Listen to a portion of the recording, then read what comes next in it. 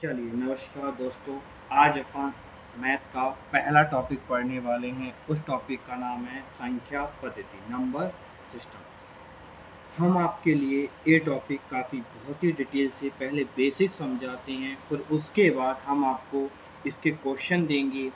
एक एक दो क्वेश्चन अपन साथ में करते हुए चलिए स्टार्ट करते हैं कि संख्या पद्धति होती क्या, नंबर सिस्टम होता क्या। उससे पहले प्लीज़ आप लोग चैनल को, जिन लोगों ने सब्सक्राइब नहीं किया वो चैनल को सब्सक्राइब करें, लाइक करें और दोस्तों को शेयर करें। चलिए शुरू करें अपन। यहाँ से समय को बर्बाद ना करते हुए अपन जल्दी से स्टार्ट करते हैं। चलिए यहाँ से स्टार्ट करते हैं। तो पहले तो अपना जो यूट्यूब चैनल है उसको आप लोग नाम से, सनी कलावत नाम से चैनल को सब्सक्राइब जरूर करें और दोस्तों को शेयर करें। संख्या पद्धति होती क्या, जो बच्चे पहली बार मैथ पढ़ रहे हैं या मैथ में कमज़ोर हैं या जो मैथ पहले भूल चुके हैं, पहले प्रैक्टिस करना चाहते हैं, वो लोग वीडियो को ज़रूर देखें और पूरा वीडियो को देखें और लास्ट में वीडियो को लाइक और सब्सक्राइब जरूर करें। चलिए स्टार्ट करते हैं। पहले तो देखते हैं कि संख्या पद्धति क्या होती है। वह पद्धति जिसमें विभिन्न संख्या और उसके गुणों का अध्ययन किया जाता है संख्या पद्धति कहलाती है। इस तरह एग्जाम में तो क्वेश्चन नहीं आती, लेकिन आपको पता होना चाहिए कि संख्या पद्धति होती क्या है। वह पद्धति जिसमें विभिन्न संख्याओं और उसके गुणों का अध्ययन किया जाता है वह संख्या पद्धति कहलाती है। अगर मान लीजिए कोई आपसे पूछता है कि आप कौन सा टॉपिक पढ़ रहे हैं, तो आप कहोगे हम संख्या पद्धति पढ़ रहे हैं। तो पूछेंगे संख्या पद्धति होती क्या है, तो आप कहोगे कि वह पद्धति जिस विभिन्न संख्याओं उसके गुणों का अध्ययन किया जाता है वह संख्या पद्धति कहलाती है। चलिए अब यहाँ से पहला स्टार्ट करते अंक शुद्ध मान। देखो संख्या पद्धति में पहला टॉपिक आता है शुद्ध मान, अंकों का शुद्ध मान। इसका एक दूसरा नाम और है, वो नाम है जातीय मान। ये दो नामों से जाना जाता है। तो यहाँ पर देखिए शुद्ध मान क्या होता है और जातीय मान क्या होता है। हमारे साथ साथ चलते चलना आप लोग। एक दी गई संख्या में किसी अंक का शुद्ध मान उस अंक का अपना मान है, चाहे वह अंक किसी भी स्थान पर हो, चाहे वह अंक किसी भी स्थान पर हो। देखो परिभाषा आपको नहीं समझ में आई होगी तो एक बार परिभाषा को और समझा देते हैं। देखो पहले तो आपको पता होना चाहिए, कभी कभी एग्जाम में आता है कोई संख्या देते हैं इसका शुद्ध मान क्या है, या फिर लिखा आता है जातीय मान क्या है। तो आपको क्या करना है कि एक दी गई संख्या में किसी अंक का शुद्ध मान उस संख्या का अपना मान है, चाहे वह किसी भी स्थान पर है। जैसे कि मान लीजिए आपके पास है 54,693, 54,693 मतलब 54693 में 6 का शुद्ध मान क्या है। तो 6 का शुद्ध मान क्या है, 6। 6 का शुद्ध मान क्या होगा, 6। अगर पूछे 5 का शुद्ध मान क्या है तो 5 ही रहेगा। 4 का शुद्ध मान क्या है तो 4 ही रहेगा। 3 का शुद्ध मान क्या है, 3 ही रहेगा। अगर आपके एग्जाम पूछे कि 9 का जातीय मान क्या है तो 9 ही। वैसे क्लियर है, यहाँ तक आपको समझ में आ गया होगा। देखो जो बच्चे पहली बार मैथ पढ़ रहे हैं या मैथ में कमजोर है वो इन चीज़ों को अच्छे सीख लें, क्योंकि उनको 4-5 नंबर यहीं से मिल जाते हैं नंबर सिस्टम से। चलिए समझ में आ गई। अगर जैसे कि मान लीजिए आपसे पूछें कि इस संख्या में 3 का जातीय मान क्या है, तो आप आंसर क्या बताओगे, 3। 5 का जातीय मान क्या, तो आप क्या बताओगे, 5। जो होता है जातीय मान या शुद्ध मान। अब एक मान और होता है, इसको बोलते हैं स्थानीय मान। स्थानीय मान दी गई संख्या में अंक जिस स्थान पर होता है उस अंक का स्थानीय मान कहलाता है। जिस अंक पर होता है और लास्ट में अपन क्या करते हैं, जितने अंक होते हैं उतने जीरो से क्या कर देते हैं, गुणा कर देते हैं। इतना सा याद रखना है। चलो अभी समझ में नहीं आया तो आएगा समझ में। देखो आपको पहले अपन ने क्या पढ़ा, शुद्ध मान, अब क्या स्थानीय मान। तो देखो यहाँ पर आप थोड़ा देखिए, यहाँ पर वही का वही है कुछ 5, 4, 6, 9, 3 में 6 का स्थानीय मान क्या, अब 6। तो यहाँ पर आप ये देखिए 6 कहाँ पर है, 6 कहाँ पर है, यहाँ पर है। आप सब लोग जानते हैं इकाई ढाई, तो कितने अंक बाद 6, एक पीछे से गिनेंगे, 1 2, 2 अंक बाद, तो कितने से गुणा कर देंगे, कितने जीरो लग देंगे, 2 जीरो। बात समझ में आ गई।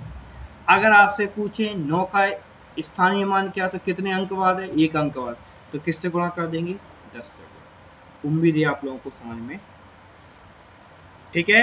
एक बार और कमजोर बच्चों के लिए बताते हैं, अगर शुद्ध मान पूछे तो मान वही होगा जिस मान के बारे में पूछा हो, भले वो कितने ही अंक बाद हो या पहले। स्थानीय मान वह होता है जहां पर अपन इकाई, ढाई, सैकड़ा से गिनेंगे। जैसे कि अगर मैं आपसे कहूं कि 3 का स्थानीय मान क्या है, तो आपका आंसर क्या रहेगा, 3।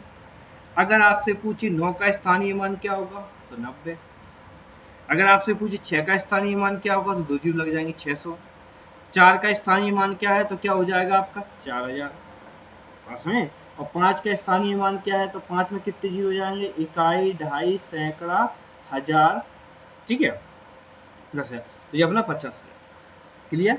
इस तरह से होते हैं हमारे क्या स्थानीय मान। उम्मीद है आराम से समझा रहे हैं, समझ में आप लोगों को आ गया होगा शुद्ध मान क्या होता है और स्थानीय मान। चलिए आगे देखते हैं। सम संख्या, इवन नंबर। ये सम संख्या क्या होती हैं, ये भी आप लोग स्कूल में बहुत अच्छे से पढ़ चुके, लेकिन बताना बहुत जरूरी है। सम संख्या किसे कहते हैं, तो सम संख्या 2 या 2 से विभाजित होने वाली प्राकृतिक संख्या सम संख्या कहलाती है।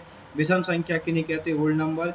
होल नंबर वे प्राकृतिक संख्या जो 2 से विभाजित नहीं होती, वे विषम संख्याएं कहलाती है। जैसे हमारा क्या है 1, 3, 5, 7, इस तरह से 2 से विभाजित नहीं होती। पूर्ण संख्या, ये भी कभी एग्जाम में बहुत पूछते हैं कि पूर्ण संख्या कौन सी नहीं है।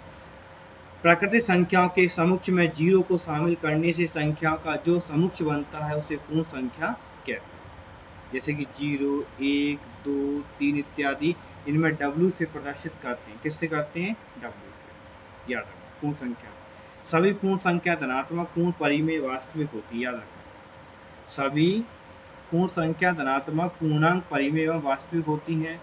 सभी प्राकृतिक संख्या पूर्ण संख्या है, लेकिन सभी पूर्ण संख्या प्राकृतिक संख्या नहीं है, जैसे कि 0। ये पॉइंट को आप थोड़ा सा नोट करना और थोड़ा सा अच्छे से इसको रजिस्टर पे नोट कर लें। चलिए आगे बढ़ें। पूर्ण संख्या, पूरक संख्या। अब जो पूर्णक संख्या और पूर्ण संख्या, ये पूरक संख्या, एक शब्दों का ध्यान रखना। वो अपना क्या था, ये पूर्ण।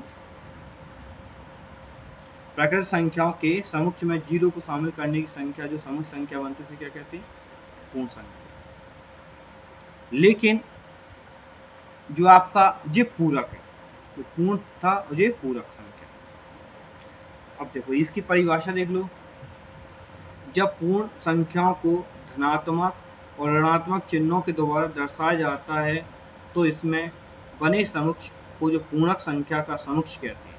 मतलब वो कहना ये चाहते हैं कि जब पूर्ण संख्या को, जैसे पूर्ण संख्या को धनात्मक ऋणात्मक चिन्हों के द्वारा दर्शाते हैं, चिन्हों के द्वारा, जैसे कि -4, -3, -2, -1, +0, +1, +2, +3, ये क्या है, पूर्णक संख्या। चलिए अब अगला आता है भाज्य संख्या। भाज्य संख्या ये ऐसी प्राकृतिक संख्याएं जो एक या अपने को छोड़कर अन्य संख्याओं से विभाजित हों, वे भाज्य संख्या कहलाती है। जैसे 4 अपने से विभाजित होगा, 6 अपने से, 9 इत्यादि से जो खुद से अपने से विभाजित हो। अभाज्य संख्या, प्राइम नंबर, वे प्राकृतिक संख्या जो केवल एक या अपने आप से विभाजित हो सके, अभाज्य संख्या कहलाती है। देखो ये अपने आप से विभाजित हो सके, और ये क्या है, ऐसी प्राकृतिक संख्या जो एक या अपने को छोड़कर, मतलब अपने को छोड़कर अन्य किसी भी संख्या से विभाजित हो जाती है। जैसे कि 4 है 200 हो जाएगा, 3 है 600 हो जाएगा, 9 है 300 हो जाएगा। ये अपने को छोड़कर अन्य किसी भी संख्या से विभाजित हो जाए, और ये अपने से ही विभाजित होता है। वैसे आपने स्कूलों में बहुत अच्छे से पढ़ रखा होगा। चलिए ये अपने काम की चीज़। अब ये चीज़ें आपने बहुत से स्टूडेंटों ने नहीं पढ़ी होंगी, बहुत से स्टूडेंटों ने पढ़ी। पहले तो आप ये देखिए, अगर आपसे पूछें कि ये एग्जाम पूछ सकते हैं 100 तक की अभाज्य संख्या कितनी होती है, तो अपन लिखते हैं, गिन तो नहीं सकते, समय इतना नहीं होता ऑनलाइन में, तो अपन क्या कर सकते हैं, इन चीज़ों को थोड़ा सा याद कर सकते हैं। ठीक है, 100 तक की अभाज्य संख्या, 100 तक की क्या अभाज्य संख्या, तो कितनी हमारी 25 होती है। ठीक है, अब देखिए यहाँ पर जी एग्जाम पॉइंट है, काफ़ी इंपॉर्टेंट है, आप लोग चाहें तो नोट कर लेना। ठीक है, IMP है ये क्वेश्चन, एग्जाम में बहुत पूछा जाता है। ठीक है, यहाँ पर देखते हैं, एक ना तो भाज्य संख्या और ना ही अभाज्य संख्या हो, पूछ लेते हैं आपके एग्जाम में, वह कौन सी संख्या है, पूछा जाता है वह कौन सी संख्या है जो ना तो भाज्य और ना ही अभाज्य, तो कौन संख्या? एक। क्लियर, ये एग्जाम में आ चुके हैं क्वेश्चन। दो सबसे छोटी अभाज्य संख्या होती है, अगर पूछे सबसे छोटी अभाज्य संख्या कौन सी होती है, तो आप क्या कहोगे? दो एक मात्र ऐसी सम संख्या है, दो एक मात्र ऐसी सम संख्या जो रूट संख्या भी, क्या संख्या है? रूट संख्या भी है। फिर आता अपना अगला है तीन सबसे छोटी विषम अभाज्य संख्या है, तीन सबसे छोटी विषम अभाज्य संख्या है, चार सबसे छोटी अभाज्य संख्या है, 9 सबसे छोटी विषम अभाज्य संख्या है। ये याद रखना पड़ेगा आपको।